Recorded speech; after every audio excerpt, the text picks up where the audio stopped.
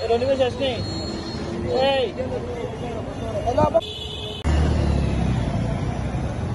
এই যে সারা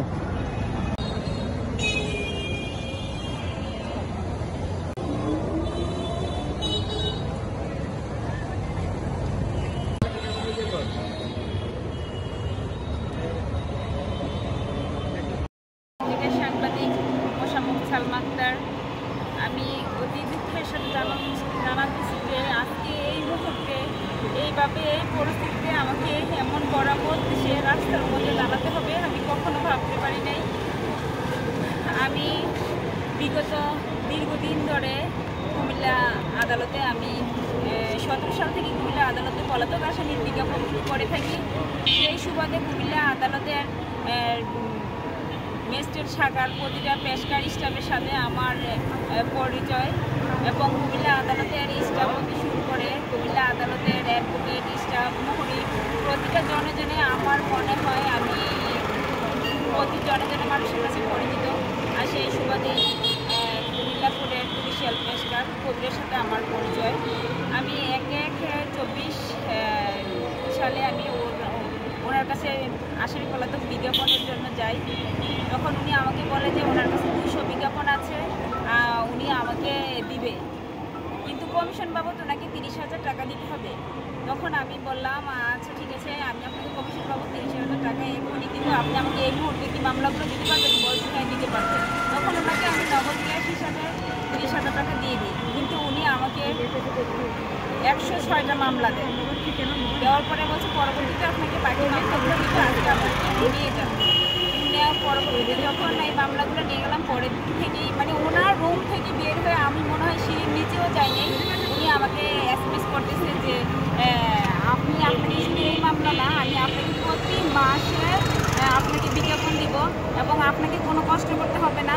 যত প্রকার লোভনীয় প্রস্তাবগুলো উনি আমাকে দিতে থাকে যে আমি ওনাকে যদি সপ্তাহে 2 দিন ওনাকে সময় দেই এবং ওনার সাথে আমি কক্সবাজারে 3 দিনের টুরিস্টে যাই, উনি আমাকে যখন যেভাবে চাইবে সেইভাবে যদি ওনার মানে আমি অধীনস্থ যেটাকে বলে হয়ে থাকি, তাইলে উনি আমাকে প্রতি মাসে যত বিজ্ঞাপন হয় সব আমাকে দিবে এবং এগুলো আমার পত্রিকায় প্রকাশিত হবে।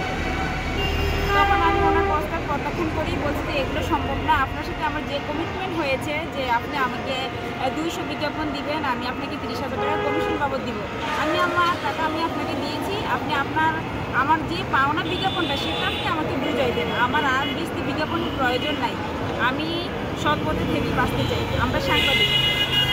পরবর্তীতে সে আমাকে আর বিজ্ঞাপন দেয় না এবং উনি আমাকে দিনের পর দিন সেই 24-এর 1 থেকে শুরু করে উনি আমাকে দিনের পর দিন হয়রানি করতেই থাকে।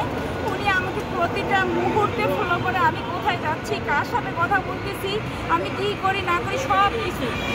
এবং আমি ওনার যে বিষয়গুলো আমি আমার 24শে জুলাইকে কেন্দ্র করে আমি অনেক সমস্যায় পড়ি। আমি সন্ত্রাসী যখন ছাত্রদেরকে গুলি করে আমি ভিডিও ফুটেজ করার কারণে আমার সাথে অনেক ঝামেলা হয়েছে। আমি 4-4বার হামলার শিকার হয়েছি, আমাকে 2বার তুলে নিয়ে যাওয়া হয়েছিল এবং আমার বাসায় ভাঙচুর করা হয়েছে, বাসায় লুটপাট করা হয়েছে, দোকান লুটপাট করেছে, আমি সর্বশান্ত করে দেওয়া হয়েছিল।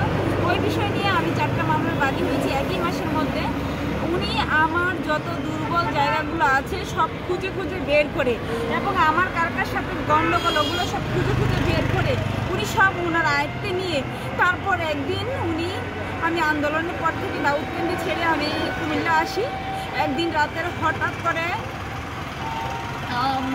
মিনিমাম 8 মাস আগে হবে, হঠাৎ করে 4 জন ছেলে নিয়ে কাইল্লাজুড়ি আমার বাসায় গিয়ে উঠে। তখন রাতের আনুমানিক 11টা না বললে হ্যাঁ 11টার মতোই হবে। আমার বাসায় গিয়ে দরজা নক করে, তখন আমি দরজা খোলার পরে উনি ছেলেগুলো নিয়ে আমার রুমে ঢুকে। আমি প্রথম বুঝতে পারিনি, কারণ দরজার মধ্যে যে একটা থাকে যে ওটা ছিল না, আমার দরজা কে নক করতেছে আমি বুঝতে পারি নাই। আমি মনে করছি যে আমার বিল্ডিংয়ে কেউ হবে, এটা মনে করে আমি দরজা খোলার পরে উনি রুমে ঢুকার পরে উনি আমাকে বলে তোর সমস্ত মানে সব কিছু আমার কাছে আছে, যদি তুই আমার কথা মতো না চলস তাহলে তোকে আমি আজীবনের জন্য ভিতরে ঢুকাই দিব, হয়তো আজীবনের জন্য ভিতরে ঢুকাই দিব, প্রতি থানায় তোর নামে মামলা হবে এবং তোকে মামলাও যদি না হয় এমনভাবে হত্যা করবো তার কোনো প্রুফ থাকবে না। তুই যদি কুমিল্লাতে চলতে চাস খাইতে চাস তাহলে আমার কথা তো শুনতেই হবে। আমি বলছি অসম্ভব। তারপরে সে ক্রমে ক্রমে আমাকে একটা একটা করে দেখায় যে তোর এটা আমার কাছে আছে, সেটা আমার কাছে আছে, এ আছে, সে আছে। আর আমি যে তোর কাছে আসি এই বিষয় যদি তুই কখনো কারো কাছে প্রকাশ করস, আমি কিন্তু ওই মুহূর্তে আমি চিফ জুডিশিয়াল পেশকার আর আমি শহরের পোলাপাইন, আমি তোর কোনো অস্তিত্ব রাখবো না। তারপরও উনি এই সমস্ত কথাগুলো বলে আমাকে যখন থ্রেট দিয়ে যায়, আমার বাসায় আমার বাচ্চারা ছিল, বাচ্চারা তো ভয়ে পুরো কান্না করতেছে।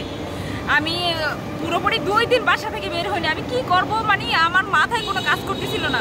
আমি ভয়ে প্রকাশ করতে পারিনি, আমি কাউকে বলতে পারতেছি না যে আমি ওই যে কথা বলে গেছে আসলে আদৌ আমার বিরুদ্ধে আমার যে মামলার আসামিকে বাদী করে দাউদকান্দি থানা থেকে একবার একটা চাঁদাবাজির মামলা এফআইআর দিয়েছিল।